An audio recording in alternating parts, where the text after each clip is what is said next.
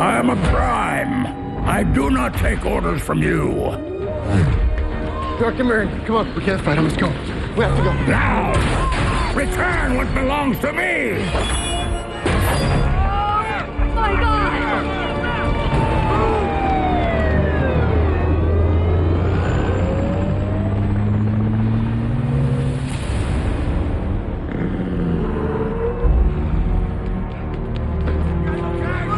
Okay, buddy, stay calm. You're gonna be fine.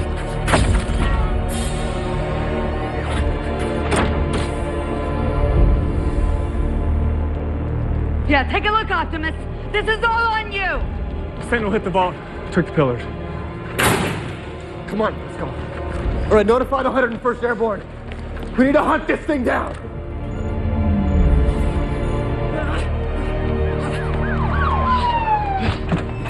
Harley! Hot from our little campfire. S'mores. Oh. Isn't that great? We were really living off the land. Mom, Dad, have you guys seen Carly come home yet? Excuse me, can you knock, please? This is our bedroom. Why wouldn't she be at home? We had a fight and we might have broken up or be on a break. I don't really know. What? Look, I No. can't talk about it right now. I can't go into the details, Mom. I have to find her. Me. Sit down. We're having a family meeting. Family meeting? You may not know this, but your father and I were not always this perfectly happy. You know, there was a time in our marriage when I thought this was not going to work out. I'm Can we please not? trying to understand. damaging him. You break up with one world-class hottie. No, stop, Yeah. okay? She dumped me. I moved on to something better. That's it. I'm a happier The second person. beautiful Why girl, don't you help me? loser. They What do had you an expect? You're a argument. good-looking One fight. kid, but you're not going to get a third one. I mean, unless you have like a big... What the? No, Mom, maybe you Mom, just don't Mom. know what you're doing. I don't want to talk about this You anymore. need the book. You're Tell me always about the wrong. book. Get used to it. Okay, this you got to read this. She comes first. There's some killer shit in No, here. no, no. Oh, that's it. And Go no. to No, no, no, no. Sit down. Sit down. Back me up. Happy wife, happy life. Yeah. Unhappy wife, stone cold misery for the rest of it. Stop. It's true. All I'm saying is, do you love this girl? She's the one. Then you got to go get her. I mean, your dad and I, when we had troubles, he moved heaven and earth to find me. Guess what say what you said. Say it. I will follow you to the end of time. Does that suck or what? I mean, it's like a bad sci-fi sweet. film. Once you get out of the city, you get as far away from here as you can. You understand? I love you.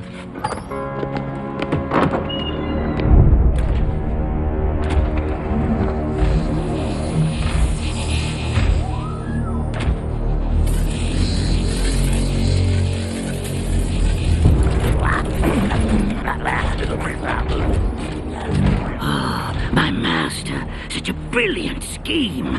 So, when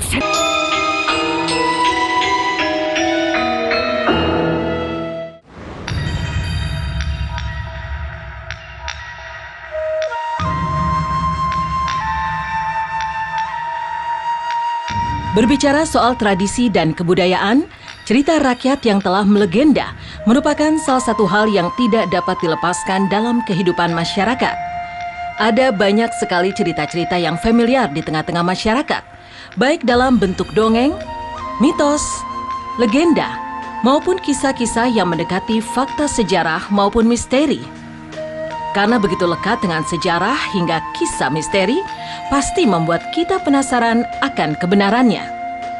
Dan inilah kisah-kisah legenda dalam tanah air hingga mancanegara, hanya di Legenda Sang Penunggu.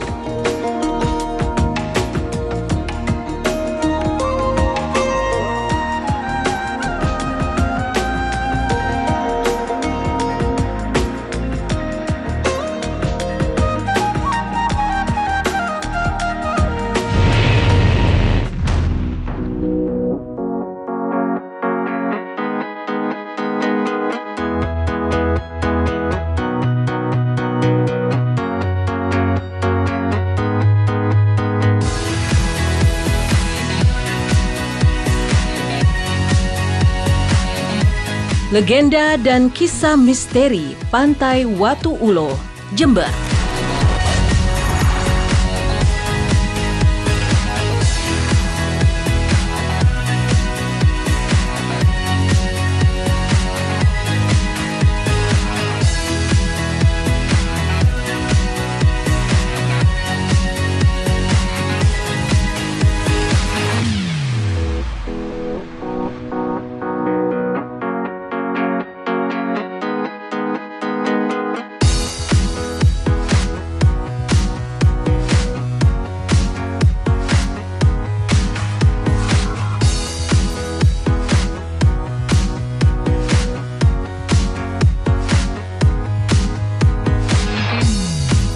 Pantai Watu Ulo merupakan sebuah pantai yang terletak di bagian selatan Jawa Timur. Watu Ulo tersebut memiliki arti batu ular. Legendanya, nama tersebut tidak hanya sekedar nama. Namun, nama itu mengacu pada batu karang yang memanjang di pesisir pantai. Batu karang tersebut menjadi daya tarik bagi para masyarakat Jember dan juga wisatawan yang datang dari luar Jember. Tidak hanya bentuk karang yang menjadi daya tarik, namun susunan batu-batu yang menjorok ke pantai terlihat menyerupai ular. Bentuk susunan batu tersebut nyatanya memiliki legenda dan mitos yang melekat di dalamnya. Konon ada sepasang suami istri yang hidup di sekitaran pantai. Dahulu, sepasang suami istri tersebut belum memiliki anak. Hingga akhirnya mereka memutuskan untuk mengangkat seorang anak. Pasangan tersebut mengangkat anak laki-laki yang diberi nama Joko Samudra. Pasangan tersebut dan juga anak yang telah diadopsi setiap harinya selalu berbagi tugas. Pasutri tersebut bertugas mencari kayu bakar di hutan setiap harinya dan anaknya bertugas mencari ikan di laut. Menurut legenda, suatu ketika pasangan suami istri tersebut sedang mencari kayu bakar di hutan sekitaran pantai, tiba-tiba terdengarlah suara tangisan bayi. Legendanya, mereka pun mencari asal dari suara tangisan tersebut. Dan di luar dugaan, ternyata suara tangisan itu adalah suara tangisan seorang bayi laki-laki yang tergeletak begitu saja tanpa ditemani siapa-siapa. Konon, karena melihat bayi laki-laki tersebut hanya seorang diri, pasangan suami istri tersebut pun tidak tega melihatnya. Dan legendanya, mereka pun jatuh hati dengan bayi tersebut. Akhirnya, mereka membawa bayi itu ke rumah dan merawatnya. Bayi itu pun diberi nama Marsudo. Hari demi hari, Marsudo pun tumbuh besar, dan pada akhirnya, Marsudo sudah mendapat tugas. Legendanya, Marsudo dan Joko Samudra memiliki tugas yang sama, menangkap ikan di laut. Namun, mereka berdua melakukan tugas tersebut secara bergantian, setiap harinya. Konon, legendanya ketika Marsudo bertugas mencari ikan, ternyata dia berhasil memancing ikan yang begitu besar. Dan yang mengagetkan lagi adalah, ternyata ikan tersebut bisa berbicara layaknya seperti manusia. Dan diyakini ikan tersebut adalah seorang raja yang menjelma menjadi seekor ikan. Ikan itu pun meminta supaya kait pancingan dilepas dari mulutnya. Dan legendanya, ikan tersebut pun berjanji kepada Marsudo. Jika Marsudo melepaskannya, maka apapun yang menjadi permintaan Marsudo, ikan akan mengabulkannya. Karena Marsudo begitu kasihan kepada ikan itu, akhirnya Marsudo pun melepaskannya dan pulang ke rumah tanpa membawa seekor ikan pun. Menurut legenda, sesampainya di rumah, Marsudo pun dimarahi oleh kedua orang tuanya karena tidak membawa apa-apa. Namun Marsudo menjelaskan kepada kedua orang tuanya kalau sebenarnya dia berhasil memancing seekor ikan, tetapi Marsudo sengaja melepaskannya karena kasihan. Mendengar alasan tersebut, ayah angkat Marsudo pun semakin marah. Dan konon katanya Marsudo pun tidak diberi tugas untuk mencari ikan lagi. Dan tugas mencari ikan hanya dilakukan oleh Joko Samudra. Joko Samudra diceritakan tidak berhasil mendapatkan seekor ikan pun. Namun yang terperangkap di pancingannya adalah seekor ular raksasa. Ular tersebut begitu marah karena pancingan Joko Samudra telah melukai tubuh ular tersebut. Joko Samudra dan ular raksasa tersebut pun akhirnya berkelahi. Dan tidak ada yang mengalah. Hingga akhirnya Marsudo melihat kejadian tersebut dan Marsudo pun berinisiatif untuk meminta pertolongan kepada ikan yang sudah berjanji kepada Marsudo akan mengabulkan semua permohonan Marsudo dan memohon supaya kakaknya menang dari ular raksasa tersebut. Konon diceritakan ikan yang dikenal sebagai jelmaan dari seorang raja itu pun memberikan sebuah cambuk kepada Marsudo. Dan ikan itu pun meminta supaya Marsudo memukul cambuk itu ke tubuh ular sebanyak 2 kali agar tubuh ular raksasa itu terbelah. Legendanya setelah Marsudo memukulkan cambuknya, tubuh ular itu pun terbelah 3. Dan legendanya setelah dicambuk, ular itu pun kalah dan tubuhnya yang sudah terbelah 3 tidak bisa bersatu lagi. Diyakini bagian kepala ular tersebut berada di Gerajakan Banyuwangi dan bagian ekornya berada di Pacitan. Masyarakat setempat meyakini bagian badan ular tersebut berada di pantai Watu Ulo. Konon, potongan-potongan badan ular tersebut diyakini menjelma menjadi bebatuan yang menjorok ke pantai. Dan hal itu pun dipercaya hingga saat ini bahwa susunan batu-batu yang berbentuk ular di pantai Watu Ulo berkaitan dengan kisah legenda di masa lalu. Hal itu pun semakin dipercaya bukan hanya karena bentuk susunan batunya, namun ditambah juga dengan susunan batunya yang terlihat seperti bersisik. Konon, kisah legenda di masa lalu menjadi awal mula dari nama pantai Watu Ulo. Pantai Watu Ulo ini selain menyuguhkan kisah legenda, namun juga menyuguhkan keindahan pantai yang masih bersih dan suguhan pasir-pasir yang lembut. Selain itu, pantai Watu Ulo juga diyakini sebagai tempat berkemah yang begitu nyaman. Area perkemahan yang luas dipercaya mampu membuat para wisatawan menikmati suasana pantai Watu Ulo. Menurut cerita yang berkembang, walaupun tempatnya begitu indah, namun para wisatawan yang berkemah di sana tidak lepas dari suara-suara aneh. Menurut legendanya, ular-ular yang kerap menampakkan dirinya kepada wisatawan diyakini adalah kelompok dari ular raksasa yang sudah menjelma menjadi susunan batu yang berada di pantai Watu Ulo tersebut. Konon, ular raksasa yang menjelma menjadi susunan batu itu dipercaya merupakan ular yang berkuasa dan dianggap begitu rakus di masa lalu. Bahkan semua makhluk-makhluk kecil yang berada di pantai dihantam habis oleh ular raksasa tersebut. Namun setelah ular raksasa tersebut tiada, makhluk-makhluk yang berada di sekitaran pantai pun bisa hidup tenang. Diceritakan, ular raksasa tersebut jugalah sebagai penguasa kerajaan ular di pantai Watu Ulo pada masa lalu. Anggota-anggota dari ular raksasa yang masih hidup di pantai Watu Ulo diyakini hanya menjaga pantai tanpa melahap habis makhluk-makhluk kecil di sekitaran pantai. Kisah yang berkembang juga menyelimuti pantai Watu Ulo tersebut. Di ujung susunan batu yang menjorok ke dalam pantai, diyakini memiliki lubang seperti goa. Dan lubang tersebut mempunyai sebuah pusaran air. Menurut warga lokal, setiap wisatawan harus berhati-hati jangan sampai mengalami kecelakaan di area pusaran tersebut. Karena dipercaya siapapun yang jatuh ke dalam pusaran air tidak akan bisa selamat. Kisah misteri yang melekat di pantai Watu Ulo menjadi penambah kisah menarik yang membuat para wisatawan semakin penasaran dan semakin tertarik untuk berkunjung ke pantai yang dipenuhi pemandangan yang begitu mempesona dan begitu eksotis itu.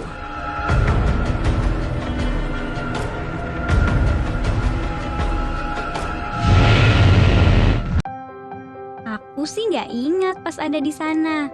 Yang pasti, ayah dan ibu kelihatan bahagia banget waktu pertama ngeliat aku. Kata mereka sih, ibuku orang yang hebat, dia pandai merawat. Tapi ayah juga nggak kalah, kerja nggak kenal lelah. Biar aku punya mainan dan bisa sekolah.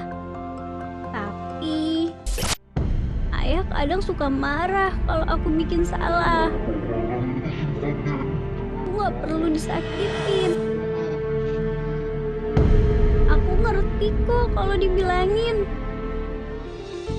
Aku maunya dipeluk, dicium, disayang seperti mereka. Meskipun aku sudah bahagia di sini. Sudah seharusnya mereka dicintai. Hentikan kekerasan pada anak. Kamu kenapa kok nangis gitu? Aku dibully. Dibully itu apa? Dikata-katain, Mbak. Siapa yang berani ngata-ngatain kamu? Sama sosmed, Mbak Darmi. Susmet? Susmet itu anaknya siapa? Ini loh, Mbak. Itu. Anak zaman sekarang kalau menuliskan sesuatu kok ya nggak pernah dipikir lebih dahulu toh ya. Kalau kamu yang dikata-katain gitu, emangnya kamu mau? Pesan ini disampaikan oleh GTV, pilihan terbaik keluarga Indonesia. Ku dengar tadi abang berantem sama Kak Laras. Pening aku. Masa si Laras minta dibelikan motor? Ya coba dibeliin motor kenapa bang pening? Abang kan direktur, duit banyak, apa susahnya? Bukan gitu Lolo, masalahnya si Laras itu minta dibelikan motor untuk si Dio. Hah? Kalau Dio bawa motor ngebut-ngebutan, kayak mana? Umur segitu kan masih sering kepancing emosi. Kalau dia celaka, kelar dunia. Ingat, jangan izinkan mengendarai sepeda motor kepada anak di bawah umur.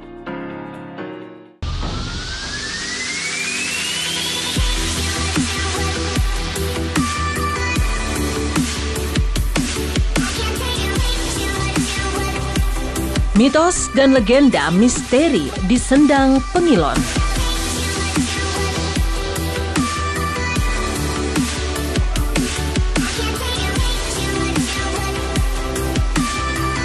Ritual merupakan sebuah peristiwa budaya tradisi lama bagi masyarakat yang ada di wilayah Indonesia dan sampai saat ini tetap dilaksanakan oleh setiap generasi penerusnya. Sebagai sebuah tradisi warisan dari leluhurnya, setiap proses ritual memiliki tujuan dan tata cara yang sangat berkaitan dengan sistem kepercayaan masyarakatnya. Sehingga ditemukan berbagai macam ritual, diantaranya berkaitan dengan ritual pengobatan, pergantian musim, persembahan, perayaan, dan lain-lain. Pada umumnya, kegiatan upacara ritual memiliki makna komunikasi antara manusia dan Yang Maha Kuasa. Menurut legenda, Sendang Pengilon ada sejak zaman Mataram. Konon, pada zaman itu ada seorang ratu bernama Ratu Pandansari yang ingin menyejahterakan rakyat.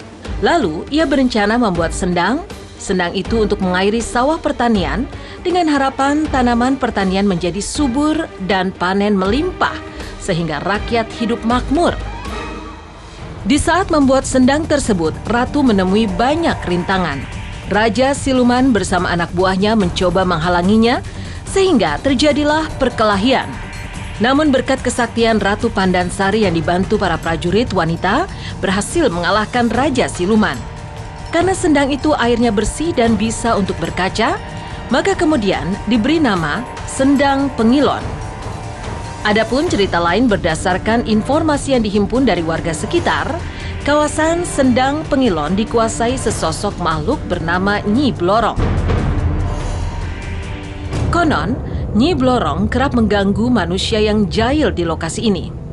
Bahkan ada pula cerita yang beredar bahwa korban di pusaran air Kedung Pengilon tidak terlepas dari kemarahan Nyi Blorong.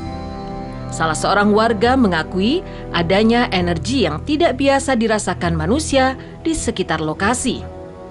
Dia juga menambahkan hal ini membuat banyak orang-orang dari luar desanya datang untuk melakukan ritual gaib.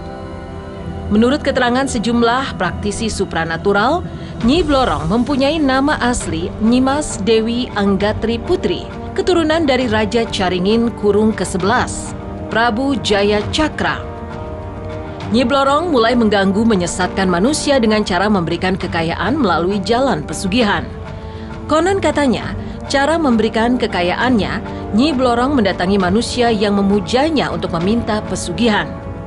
Dalam kunjungannya, Nyi Blorong berwujud sebagai wanita cantik dan menerapkan sebuah syarat bagi manusia yang memujanya untuk memohon kekayaan.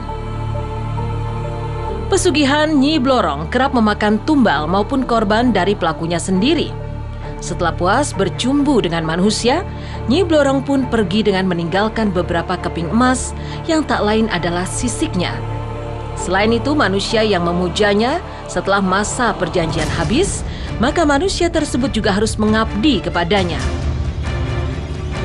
Malam Jumat Kliwon menjadi waktu favorit bagi para pencari berkah untuk berkunjung. Lokasi yang digunakan tidak tentu, asalkan masih berada dalam wilayah Sendang Pengilon. Warga lain pun memaparkan pernah suatu waktu Sendang Pengilon dikunjungi banyak orang. Menurutnya, pengunjung yang ramai tersebut ingin melakukan ritual, namun tidak mengetahui secara detail ritual apa saja yang dilakukan mereka. Sendang Pengilon pun diberi papan peringatan. Pengunjung diharapkan berhati-hati bagi mereka yang tidak bisa berenang. Kedalamannya yang mencapai 5 meter telah beberapa kali menelan korban. Warga sekitar pun ada yang meyakini bahwa korban tenggelam tersebut merupakan bentuk kemarahan Nyi Blorong. Adapun warga mengatakan banyak kejanggalan terjadi. Kesaksian warga sekitar Sendang Pengilon menuturkan rombongan gaib pasukan kerajaan kerap melintas. Warga pernah melihat prajurit dari masa lampau lengkap dengan celurit dan goloknya, melangkah diiringi oleh pasukan berkuda. Warga tersebut menyebutkan hanya bisa mengintip dari balik jendela rumahnya. Ia mengatakan bahwa pasukan gaib tersebut berjumlah ratusan orang. Barisan panjang berjalan menuju ke areal Sendang Pengilon. Beberapa orang juga mengatakan terdapat ular gaib besar penunggu sendang pengilon. Sebenarnya objek wisata ini sangat potensial, menyimpan pesona keasrian yang masih terjaga. Airnya yang begitu jernih hingga memancarkan warna kehijauan. Namun sayang, lokasi ini belum ditata dan tidak dikelola secara maksimal. Hanya ada penataan ala kadarnya, seperti penunjuk jalan, serta batang bambu sebagai pengaman di pinggir jalan menuju lokasi. Kisah misteri Jembatan Barelang Batam. Jika Surabaya dan Madura memiliki jembatan Suramadu dan Palembang memiliki jembatan Ampera, Batam memiliki jembatan Barelang. Jembatan ini diberi nama Barelang yang berasal dari singkatan Batam, Rempang, dan Galang. Jembatan ini menghubungkan pulau-pulau yaitu Pulau Batam, Pulau Tonton, Pulau Nipah, Pulau Rempang, Pulau Galang, dan Pulau Galang Baru. Masyarakat setempat menyebutnya Jembatan Barelang. Namun ada juga yang menyebutnya Jembatan Habibi, karena beliaulah yang memprakarsai pembangunan jembatan ini untuk memfasilitasi ketiga pulau tersebut yang dirancang untuk dikembangkan menjadi wilayah industri di Kepulauan Riau. Ketiga pulau itu sekarang termasuk Provinsi Kepulauan Riau. Jembatan Barelang telah menjadi ikon kota Batam, bahkan telah populer sebagai landmarknya Pulau Batam. Dengan bentuk menyerupai Golden Gate berukuran mini, jembatan ini terlihat begitu menawan, ditambah pemandangan biru laut dan pulau-pulau kecil yang menjadi latar belakangnya. Jembatan ini dibangun dengan melibatkan ratusan insinyur tanah air dan tidak melibatkan satupun tenaga kerja asing. Dana yang dibutuhkan untuk membangun jembatan ini adalah 400 miliar rupiah dan membutuhkan waktu 6 tahun, dari tahun 1992 sampai tahun 1998 dalam membangunnya. Kabarnya diperkirakan bahwa jembatan Barelang akan bertahan dan tidak ambruk sampai waktu 100 tahun ke depan. Pada tahun 2016 sempat ada 9 dari 112 kabel penahan komprador yang putus. Hal ini meresahkan masyarakat lantaran mereka khawatir jembatan akan roboh. Akan tetapi Badan Pengusahaan Batam menjamin daya tahan bangunan jembatan. Selain itu, pada Juni 2016 juga pernah ada kapal Aussie First yang menabrak Komprador 4 yang menghubungkan Batam dan Pulau Rempang. Jembatan tersebut rusak parah dan tubuh jembatan tergeser hingga 1,2 meter dari tempat semula. Hingga saat ini jembatan tersebut masih berdiri kokoh dengan panorama keindahan yang menawan. Namun, siapa sangka, di balik indahnya jembatan tersebut terselip beberapa mitos yang dipercaya warga setempat.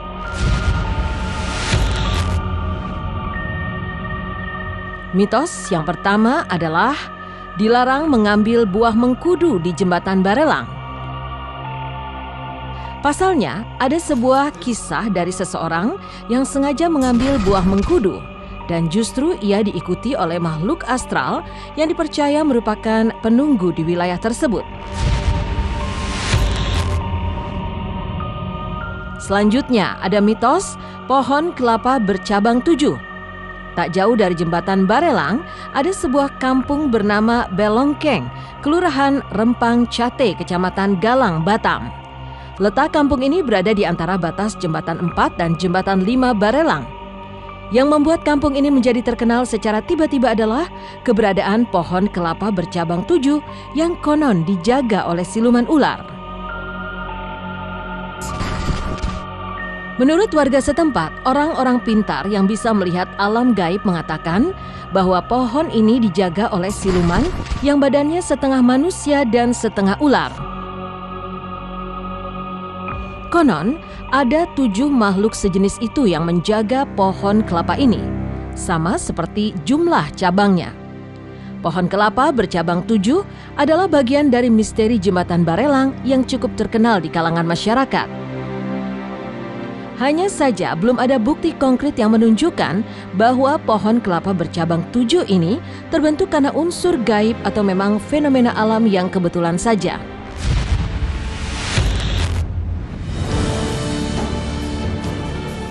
Dan satu lagi fenomena angker di balik megahnya jembatan ini adalah Jembatan Barelang dinobatkan sebagai tempat favorit untuk bunuh diri.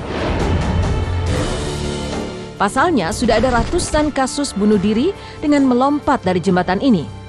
Hampir semua orang yang melompat dari jembatan ini dipastikan meninggal. Hanya sedikit saja yang berhasil diselamatkan.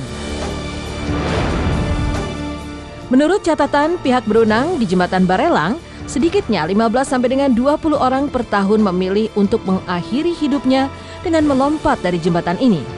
Tidak semua orang yang melompat dari Jembatan Barelang benar-benar murni ingin bunuh diri. Ada juga yang iseng-iseng uji nyali tapi berujung maut atau mabuk berat. Sebagai tempat yang sering dipilih sebagai lokasi bunuh diri, tentu saja Jembatan Barelang mendapat predikat sebagai tempat angker.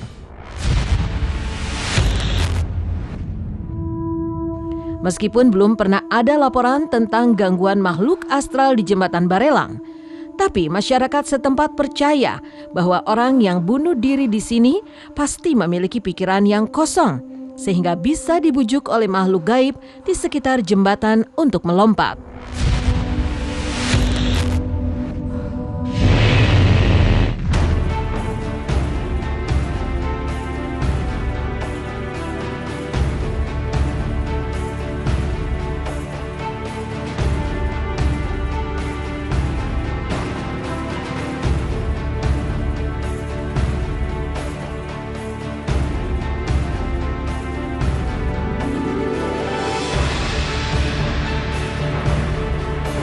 Taman Hiburan Terbengkalai Gulliver's Kingdom, Jepang.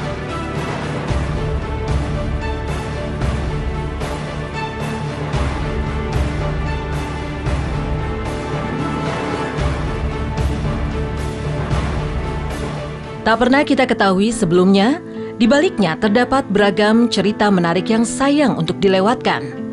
Ada banyak sekali misteri yang tak bisa dipecahkan di dunia ini. Kisah-kisah mengerikan dan penuh tanda tanya juga kerap menghiasi cerita malam kita. Sosok-sosok tak kasat mata hingga lokasi-lokasi angker yang kerap membuat bulu kuduk merinding, termasuk kota-kota berhantu di seluruh penjuru dunia. Inilah kisah misteri keangkeran Taman Hiburan Terbengkalai Gulliver's Kingdom, Jepang. Hanya di Legenda Sang Penunggu.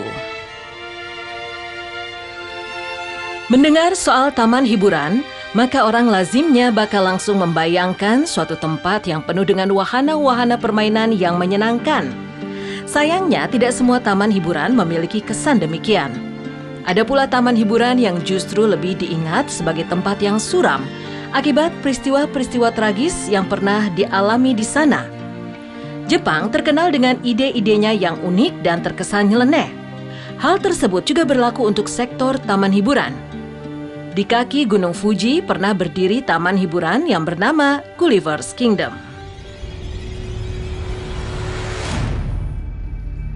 Gulliver's Kingdom dibangun pada tahun 1997. Banyak orang berspekulasi bahwa karena tempat ini berdekatan dengan hutan Aokigahara yang sudah terkenal rata-rata 200 orang melakukan bunuh diri setiap tahunnya, menyebabkan jumlah pengunjung terus berkurang. Menurut legenda orang Jepang, tidak heran kalau pengunjung menghindari datang ke taman hiburan ini karena dianggap berhantu. Taman hiburan tersebut memperoleh namanya dari Gulliver, tokoh utama dalam dongeng hasil karya Jonathan Swift. Di dalam dongengnya, Gulliver yang aslinya manusia normal diceritakan terdampar di negeri Lilliput, sehingga dirinya seolah-olah nampak seperti raksasa di negeri tersebut. Di Taman Hiburan Gulliver's Kingdom sendiri terdapat patung raksasa Gulliver sepanjang 5 meter, sehingga pengunjung taman ini seolah-olah nampak seperti Lilliput di hadapan Gulliver. Bagi sebagian orang, keberadaan patung sebesar itu mungkin justru malah bakal menimbulkan kesan menakutkan. Namun kisah menyeramkan terkait Gulliver's Kingdom belum berhenti sampai di sana. Taman hiburan ini dibangun tepat di dekat hutan Aokigahara, hutan yang kerap digunakan sebagai tempat untuk bunuh diri. Gulliver's Kingdom juga berlokasi di dekat desa Kamikuishiki. Desa tersebut di masa lalu pernah digunakan oleh kelompok teroris lokal Aum Shinrikyo sebagai markas rahasia dan gudang senjata kimia. Menurut pengakuan warga sekitar dan pengunjung taman, aroma gas kimia masih sering tercium dari permukaan tanah di taman hiburan tersebut. Setelah penutupannya di tahun 2001, Gulliver's Kingdom kosong dan lebat dengan tanaman liar yang tumbuh di sekitarnya. Ditambah dengan bagian tengah taman yang menakutkan. Terjulang patung Gulliver setinggi 44 meter yang diikat ke tanah dengan miniatur Lilliput yang tetap utuh. Entah ada hubungannya atau tidak, namun peristiwa naas kemudian banyak terjadi di taman hiburan Gulliver's Kingdom. Setidaknya 6 orang dilaporkan pernah meninggal di taman hiburan tersebut karena taman hiburan tersebut dianggap tidak menguntungkan lagi. Taman itu pun ditutup dan akhirnya dihancurkan pada tahun 2007. Kendati taman hiburan tersebut sekarang sudah tidak ada, namun jejak-jejaknya masih dapat ditelusuri dalam wujud foto. Adapun pengalaman dari seorang supir taksi yang berkendara mencari penumpang di waktu malam. Menurut cerita, ada sesosok wanita tiba-tiba muncul di kegelapan malam dan memanggil taksi. Sosok wanita tersebut minta diantarkan ke tempat yang belum pernah didengar sebelumnya oleh sang supir. Saat supir mengaku tidak tahu, ia diyakinkan oleh sosok wanita tersebut bahwa jalan menuju ke sana akan diberitahu. Sosok wanita tersebut menunjukkan arah dan jalan yang sangat berbelit-belit, melewati gang dan jalan kecil, melintasi banyak pemukiman dan bahkan keluar kota hingga menuju wilayah pedesaan. Setelah melakukan perjalanan jauh dan tampaknya tak kunjung dekat dengan tujuan, sang supir merasa gelisah. Ia menoleh ke belakang untuk bertanya mengenai posisi mereka. Tetapi merasa terkejut saat tahu bahwa sosok wanita tersebut telah lenyap. Sang supir kembali menoleh ke depan dan mendapati bahwa mobilnya sedang mengarah ke tepi jurang.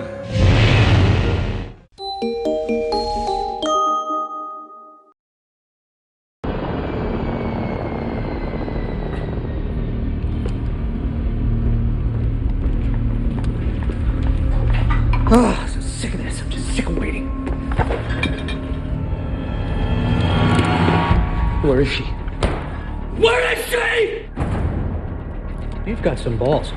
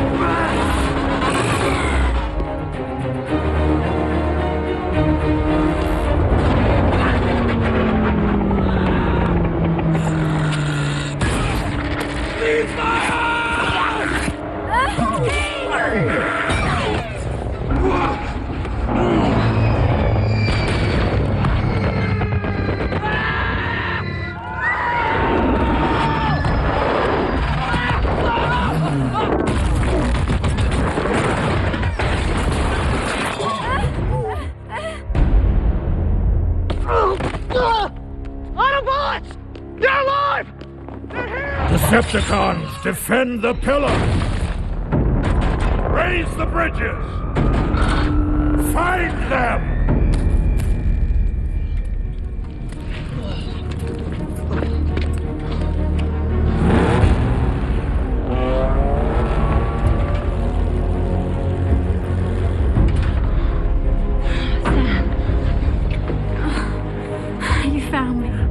you anymore.